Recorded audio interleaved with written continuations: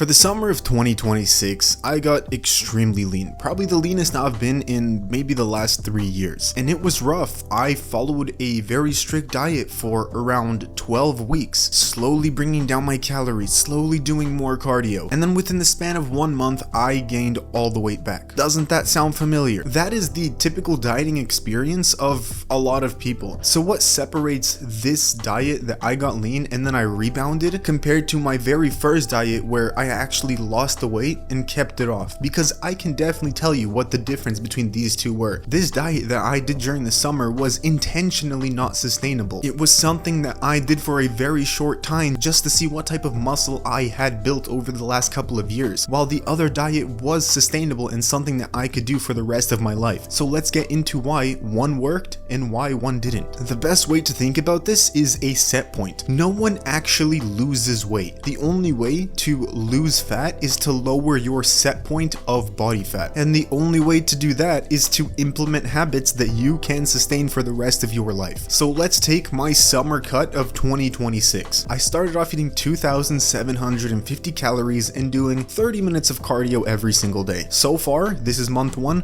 this is sustainable. On month 2, I lowered my calories down to 2,500 and kept my cardio the same. This is still somewhat sustainable, but if I ate like this for the rest of my life, diet fatigue would kick in and I would probably regain all the weight anyways. And then month 3, the most extreme. I was eating 2,250 calories and I was also doing 45 minutes of cardio daily. Are these habits that I can sustain for the rest of my life? No. They are going to help me lose the weight, but I would eventually burn out. No one can really do an hour of cardio every single day, day in, day out, eating 2,200 calories. That is by definition an unsustainable diet, because if I dieted like this for the rest of my life, I would probably lose all my muscle, mess up all of my hormones, and end up depressed. Now let's take the diet that I did in 2020 when I went from being a fat slob to someone that actually looked like they were healthy. I started out by working out 3 times a week for 30 minutes every single day. That is only 90 minutes of exercise